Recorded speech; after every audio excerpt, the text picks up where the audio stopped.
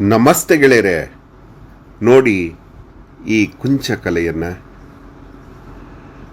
ಈ ಚಿತ್ರವನ್ನು ರಚಿಸಿದ ಆ ವಿರಂಚಿ ಯಾರಿರಬಹುದು?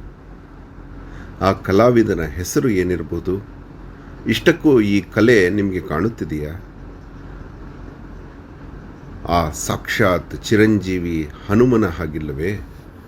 ನೋಡಿ, ಭಕ್ತಿ ಭಾವದ ಪರಾಕಾಷ್ಠೆಯಲ್ಲಿ ನಿರಂತರವಾಗಿ ಭಜಿಸುತ್ತಿರುವ, ರಾಮನಾಮವನ್ನು ಭಜಿಸುತ್ತಿರುವ ಹನುಮನ ಹಾಗಿಲ್ಲವೇ?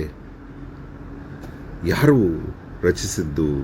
ಗಗನದಿಂದ ವಸುಂಧರೆಯನ್ನೇ ಚಿತ್ರಪಟವನ್ನಾಗಿಸಿ ರಚಿಸಿದಂತಹ ಚಿತ್ರ ಆ ನಿರ್ಮಾತೃ ಶ್ರೀ ಮಹಾವಿಷ್ಣು ರಚಿಸಿದ ಚಿತ್ರದಂತಿದೆ. ರಾಮನ ಅವತಾರದಲ್ಲಿ ತನ್ನನ್ನು ಅನುಸರಿಸಿದ ಹನುಮನನ್ನು ರಾಮ ಸೇತುವಿನ ಮೇಲೆ ನಿರ್ಮಿಸಿದ ಹಾಗಿಲ್ಲವೇ? ತೋರಿಸುತ್ತೇನೆ ಬನ್ನಿ. ಎಷ್ಟು ಸುಂದರವಾಗಿದೆ ಇದು. ಸಮುದ್ರದಲ್ಲಿ ಕಂಡುಬಂದ ಚಿತ್ರ, ರಾಮ ಸೇತುವಿನ ಮೇಲೆ ಕಂಡುಬಂದ ಚಿತ್ರ. ನೋಡಿ, ಇದು ಪ್ರಾಕೃತಿಕ ಚಿತ್ರ, ಯಾರು ರಚಿಸಿದ್ದಲ್ಲ.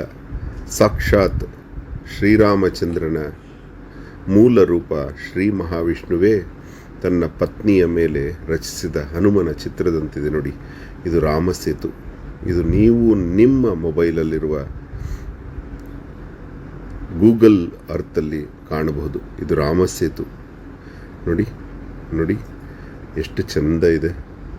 ನೋಡಿ ನೋಡಿ, ಎಷ್ಟು ಚೆಂದ ಇದೆ. ನೀವು ಇದನ್ನು ನೋಡಿ ಅನುಭವಿಸಲಿ. ಈ ಹನುಮನನ್ನು, ಸುಂದರನನ್ನು ನೋಡಿ ಆ ಸುಖಪ್ರಾಪ್ತಿ ನಿಮಗಾಗಲಿ ಅಂತ ತೋರಿಸಿದ ಚಿತ್ರ ಇದು ಗೆಳೆಯರೆ. ಬನ್ನಿ ಇನ್ನೊಂದು ಸಲ ನೋಡೋಣ. ಎಷ್ಟು ಚಂದವಾಗಿದೆ ಇದು. ನೋಡಿ, ಆಹಾ,